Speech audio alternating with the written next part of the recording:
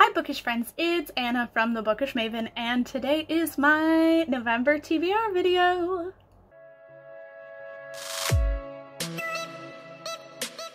So November is kind of a busy month for me. I am planning on attempting to do NaNoWrite Month, and if anyone doesn't know what that is, it's just National Novel Writing Month, and I am attempting to finish my novel this month. So I do have a lot of writing coming up. Hopefully it will not deter me from doing my reading, because I kind of have an overly ambitious TBR this month. But let me just go ahead and get started. When I do my TBRs, it's mostly just like telling you what I'm gonna read and why I chose it. I don't really go into reviews or into like synopsises. So if you guys have any questions, let me know in the comments below. But the first book I chose is American Royals. Now this has been on my Libby like loan request hold for a while, and it surprisingly came up yesterday. So alas, I have to add it to my TBR. So this one is, I chose this one because it's like kind of historical, but is rewriting history. So basically, if America hadn't become a democracy, if George Washington hadn't become a president, but rather a king, so there's like an American royal line and all the geopolitics that go with it, plus like I think it really is just a romance story. But that is my first on my list. The second on my list is my like top priority for the month, and that is The Wicked King by Holly Black. I read The Cruel Prince last month, and I wanted so badly to read the second one, so I got it already in the mail, and then Queen of Nothing comes out at the end of the month, so I figured this is one of my top priority reads for November. Alright, next is kind of like a little bit of an easy reading type of situation. I don't know if you guys read novellas or graphic novels, but I decided to go ahead and pick up a graphic novel series that just totally captured my heart and my eyes, and that is Monstrous. So I picked up the first two. My library has the third one and the fourth one, so I've already requested those, so hopefully I'll be able to read the entire series this month. And it's just such a beautiful like aesthetic, and the story sounds so intriguing, so I figured since I'm in such a hurry this month, I have so much going on, I figured I'll pick up something that's kind of fun and easy to read as well.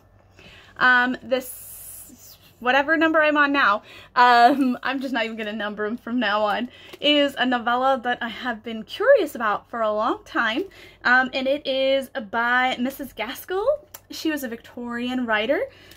She wrote a book called Louise the Witch, and it is a story about a young woman in the Salem area during the Salem witch trials. It is a novella. It's super short. It is a classic, so I think that's kind of fun to add classics to your reading as you know throughout the year.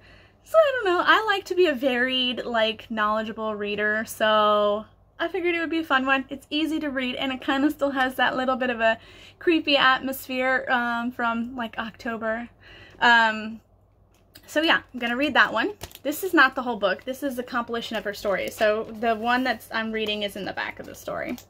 Okay, so another graphic novel I picked up. I didn't think that my small teeny little library in the middle of nowhere, upstate New York, would have this, but I was there the other day and I was just perusing the books, and lo and behold, they had this book, which is, okay, I have to, Nimona, I think it's Nimona. I should know how to read this, right?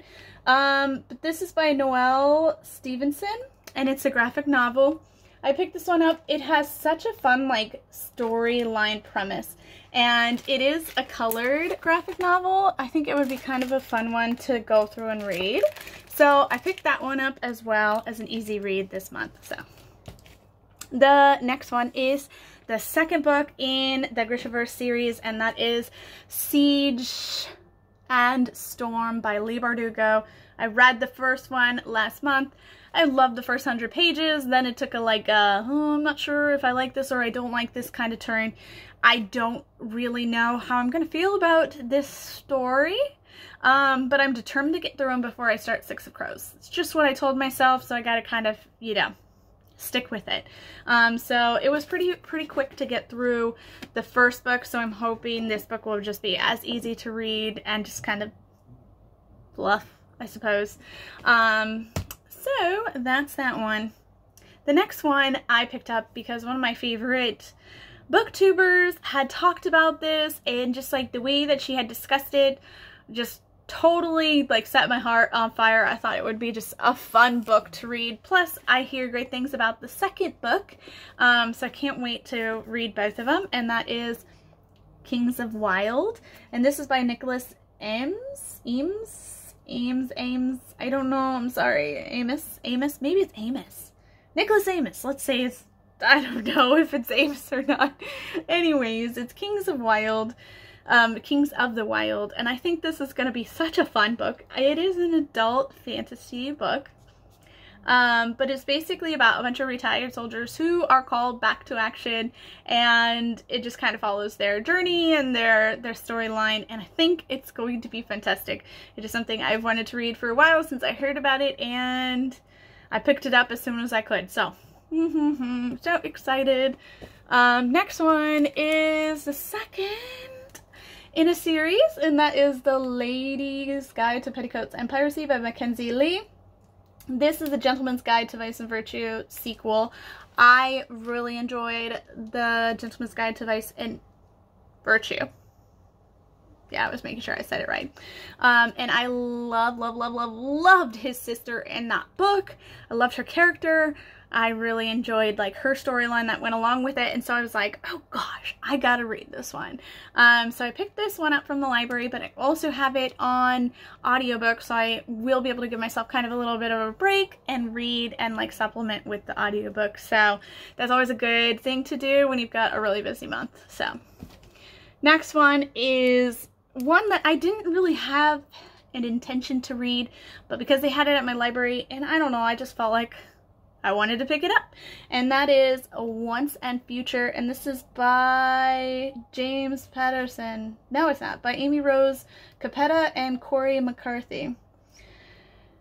Okay, it's an Excalibur retelling. I think it's futuristic as well, so it's sci-fi-ish. I didn't, like I said, hadn't intended to get this one, but I just felt like I really wanted to, especially since the Guinevere Deception is coming out, and I already have that on my, like, peripherals. I just wanted to kind of have something else with the whole Arthurian retelling type of situation. So I picked this one up. I hope I get through it this month. If I don't, I'll just keep rolling it over. I'll have to like finagle with my library, but if no one else is looking for it, then I might be able to get away with it. And then I think the last book that I have like planned to read, and I say plan to read because I am a mood reader, so there are going to be times during the month that I end up reading things that were not intended, but I am still planning on doing it. So the last one I have on my plan this month is a little bit different, and that's Dread Nation. Oh, what horrible, like the glare. Dread Nation, and this is by Justina Ireland, and yeah, I love historical-ish fiction, fantasy type things, and I love it when it's like around an underrepresented group. It's historical, like set in historical times, like around Civil War, but it is sci-fi, so the dead come alive.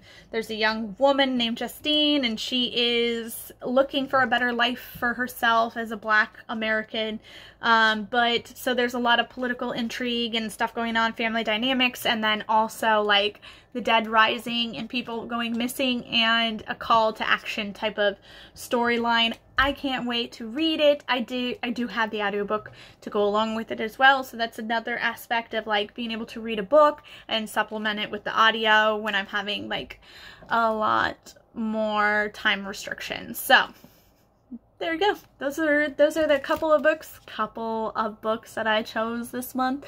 We'll see if I get through all of them. However, some of them are, like I said, graphic novels and a couple YAs. So not a couple, there's actually a significant amount of YAs here, and YAs tend to be a little bit easier to read. Anywho, that is what I have for you. Thanks for watching my video for the TBR for November. Let me know if this is on your TBR or if you've already read them below. And also, if you haven't subscribed already, please subscribe to my channel. Thank you so much, guys.